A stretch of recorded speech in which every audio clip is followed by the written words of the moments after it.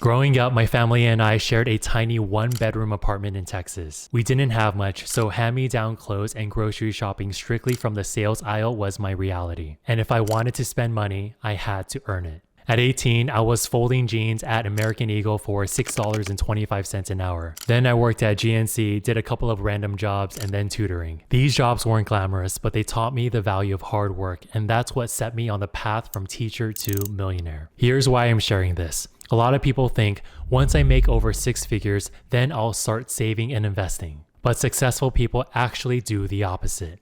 They save and invest every chance they get, even if it's just $50 a month. Do you ever notice how some people just seem to have it all together? Well, here's the thing. Wealth isn't some magic formula that happens overnight. It's all about habits. So let me share you the 7 habits that rich people actually do to build their wealth and the habits I learned to get to my first $1 million.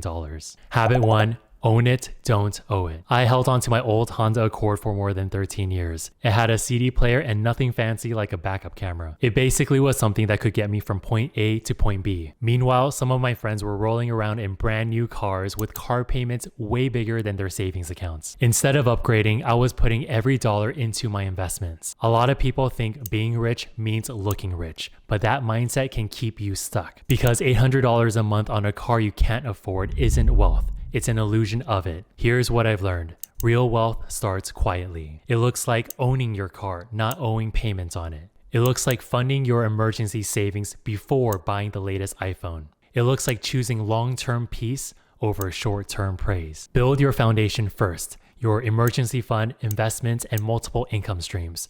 Once that's set, the fun stuff can follow. Let's look at your savings, for example. If you're still saving your cash in a savings account paying you 0.01% APY with these large banks like Chase, Wells Fargo, or Bank of America, you're actually losing money every day. If you actually want to grow your money and not lose your money due to inflation, it really just takes 10 minutes to set up a high-yield savings account. And really, this account pays you money every month just because you're saving money. I'll leave a list of my favorite ones down below where some of them might even give you a sign-up bonus right now. Habit 2, set clear goals. Check regularly. Every year, I sit down with my laptop, a hot tea, and I write out all my money goals for the year. But here's a trick. I revisit them monthly. Goals aren't really set it and forget it. They're more like plants. You've got to water them, check on them, and make little adjustments as you grow. And here's one simple tip.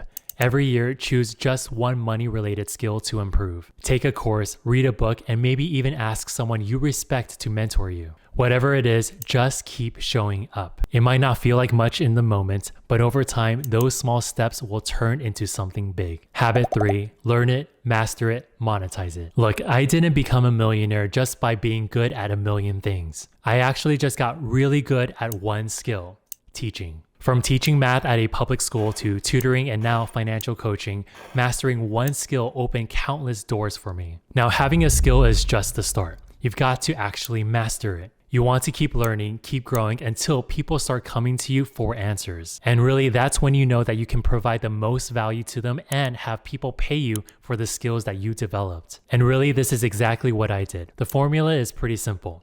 Find your skill, go deep, and never stop being curious, because the one thing that everyone should recognize is that skills pay the bills. Habit 4, protect your time. Time isn't just money. It's the one thing that you can't earn back. And rich people know this, and this is why they guard their time very well. They say no often, not because they're rude, but because every yes is secretly no to something else, and it's usually something more important. Listen, your time is your most limited resource. So protect your calendar and prioritize what matters. And as a business owner right now, I've adopted this approach with my team. 1 hour long meetings per week, no long email threads, and no endless back and forth. Everything is solution focused. Why? Because time matters. Habit 5, sleep well, earn more. When I started tutoring on the side, I was working crazy 16-hour days, and honestly, I burned out pretty fast. That's when I realized rich people don't really grind like this. They work smarter, not harder. I thought hustling nonstop was the key to success, but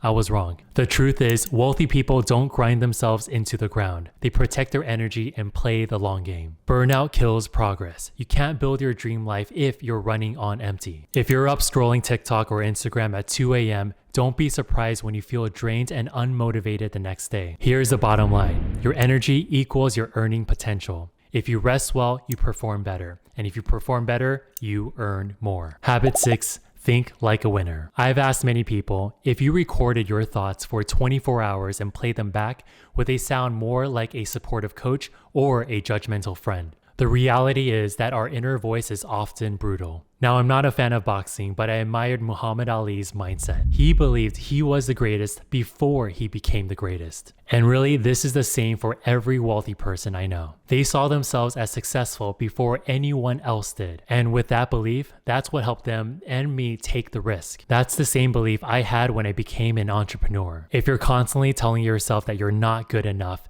don't be shocked when your results start proving you right. Because remember, that belief doesn't come from luck. It comes from the way you speak to yourself, especially when no one's watching. Here's what helped me flip my inner voice. Every night before bed, I write down one win, something I did right and was proud of. Then I write down one lesson, something I can improve. And that's it. One win, one lesson, simple but powerful. Habit 7, surround yourself with winners. So let me share something that I used to share with my 6th graders. If there's a seed planted in a tiny pot, it'll grow, but only so much. Not because the seed's broken, but because the pot is too small. Now, if you take the same seed and stick it into an open field with plenty of sun and water, all of a sudden it becomes a whole oak tree. And the same goes for you. There is nothing wrong with you. You might be just planted in the wrong environment. If you're constantly around people who play small, think small, or make fun of your goals, it's going to be really hard for you to grow to your full potential. But if you surround yourself with people who believe in you, push you, and actually want to see you win, that's when your growth is going to happen the most. And that's what happened to me.